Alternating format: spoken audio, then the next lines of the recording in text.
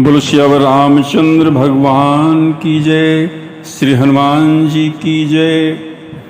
बड़ी सुंदर कथा श्री हनुमान जी की चरित्र की चल रही है। और लंका समुद्र पार करने के लिए सब कोई अपने अपने बल का बखान किया और जाने में संदेह है। तब कहते हैं जामवंत जी ने श्री हनुमान जी को उनके बल का याद दिलाया।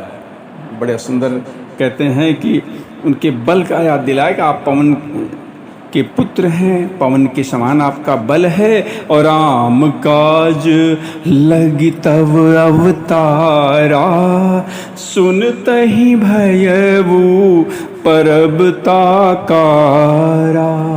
और जैसे ही कहते हैं जामवंत जी ने कहा, अरे आपका तो जो अवतार है, आपका जन्म है, वो तो श्री राम जी के कार्य के लिए हुआ है। अरे कहते जैसे हनुमान जी ने ये सुना कि हमारा कार्य प्रभु के लिए, हमारा जन्म प्रभु के कार्य के लिए हुआ है, तो कहते हैं वो तो पर्वत के आकार की बड़ी विशाल उनका शरीर हो गया।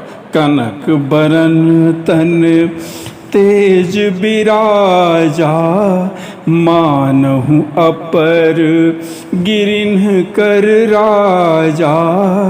कहते हैं उनका सोने जैसा, उनका शरीर सोने के रंग का हो गया, शरीर पर तेज सुशोभित हो गया। कहते हैं गोस्वामी जी का दर्शन कि मानो कोई दूसरा पर्वतों का राजा सुमेरु हो।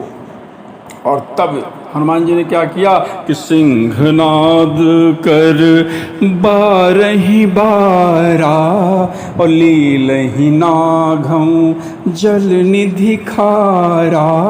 श्री हनुमान जी ने बार बार बड़े जोर जोर से सिंहनाद किया और कहा कि कहो तो इस खारे समुद्र को मैं खेल में ही लांघ सकता हूँ। सहित सहाय राम नहीं मारी, आनऊ यहाँ त्रिकूट उपारी। और हनुमान जी कहते हैं कि मैं रावण के उसके सहायकों को उसके सहित मारकर त्रिकूट पर्वत को उखाड़कर यहाँ ला सकता हूँ, इतनी शक्ति मुझमें है।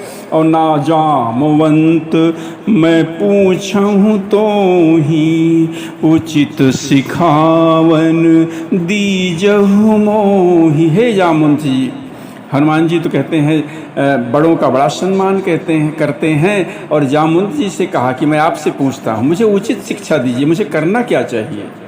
बोलो श्यावर रामचंद्र भगवान की।